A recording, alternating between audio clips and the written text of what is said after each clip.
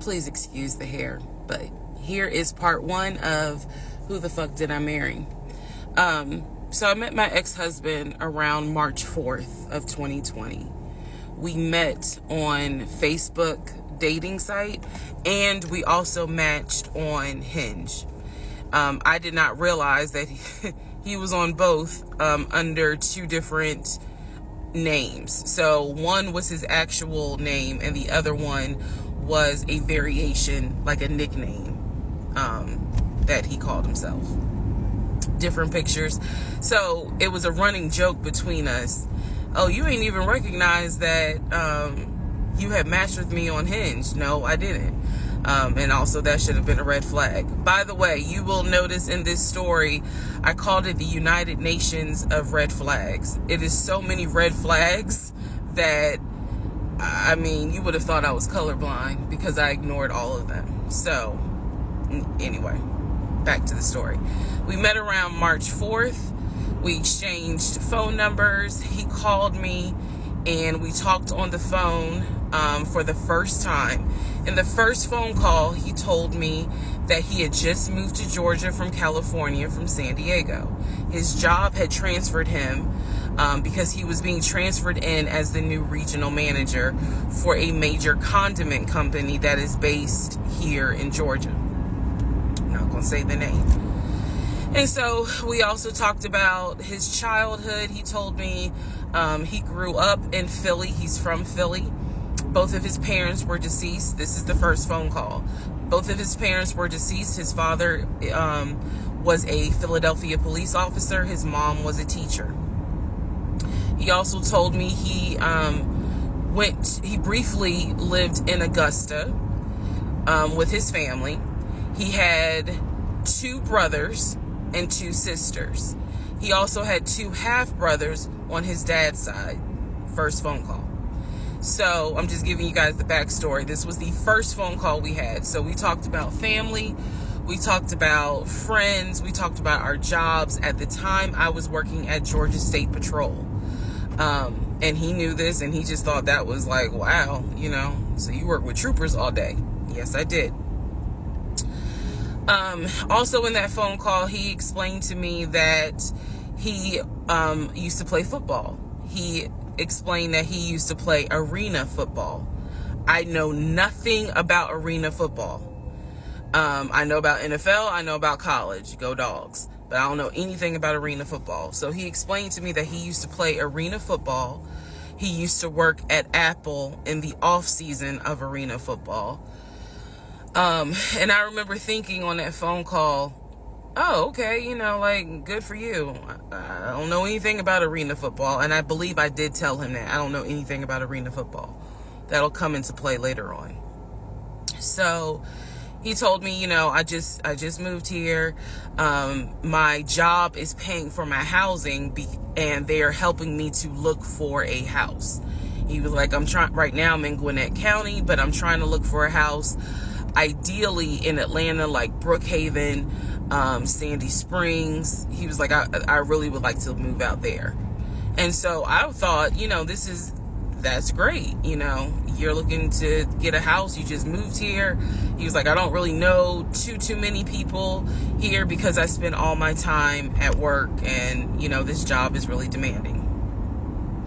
So that was our first phone call. We talked more. He talked a lot, which took me by surprise because I'm not really used to men talking more than me.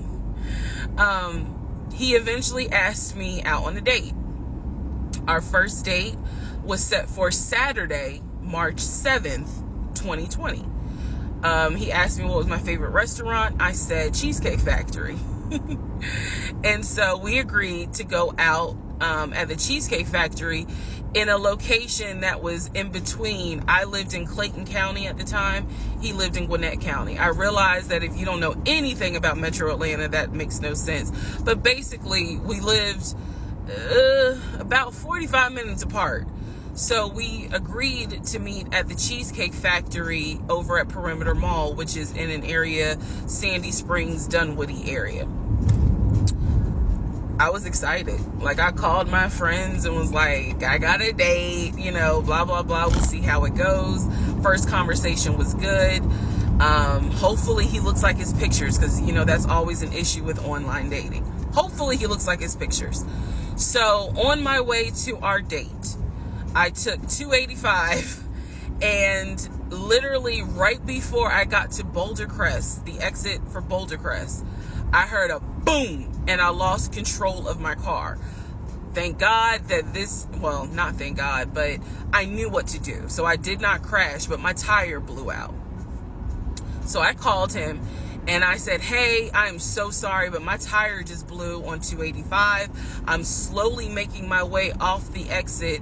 I believe I pulled into a Chevron gas station, and I said, you know, I got to get this fixed. I don't know what to do. Like, I'm a damsel in distress kind of thing. He kind of paused. He got quiet, and he was like, you know, tell me exactly where you are. Drop your pin. So I dropped the pin, and he came to the gas station. Came to the gas station, got out the car, and I was so relieved that he actually looked like his pictures, that I was like, oh my God, he's actually attractive, because he's like 6'4", 6'5". Oh, also, man, I apologize. So let me go back to the first conversation. Let me add something. He did tell me in the first phone call that he was divorced, and that his ex-wife, she had 2 children, a boy and a girl, who were teenagers, young adults. I think the girl was about 20, and he said that he had a very close relationship with his stepkids, but that he and his ex-wife had divorced because she cheated on him out in California. And so coming to Georgia was a new beginning for him. She was still out in California. The kids were still out in California. And so, you know, he was like, I can't stand her, but I still want to be in the kids' lives. I have to put that in there because that will come back later. So this is just setting the stage. Again, that first conversation we talked about family, job, friends, how he ended up in Georgia, me being in Georgia, the things that, you know, I would think people talk about in the first conversation. All right, now back to the tire blew out. So he shows up to the gas station. He changes my tire, which I just thought was the sexiest thing in the world. And then he proceeds to say, hey, I found a tire place around the corner. You need to get another tire. Like, you can't drive on this donut. So he followed me to the tire place, and then helped me get a tire, paid for it. So I was definitely like, wow. And so the vibe was good. So anyway, I get the tire fixed. We follow each other to the Cheesecake Factory over in Perimeter. We hold hands walking into the Cheesecake Factory. So in my mind, I'm like, this. Oh my God, I had butterflies. That's the look of a woman who had butterflies. So I had butterflies. And we go in. There's a long wait, and so we sit outside and we just talk, and the conversation's great. And this is where he tells me what it is he's looking for. He tells me, you know, I believe at the time he was 42.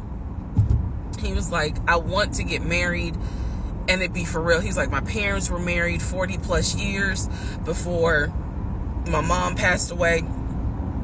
And I want that. I want marriage, family, a house.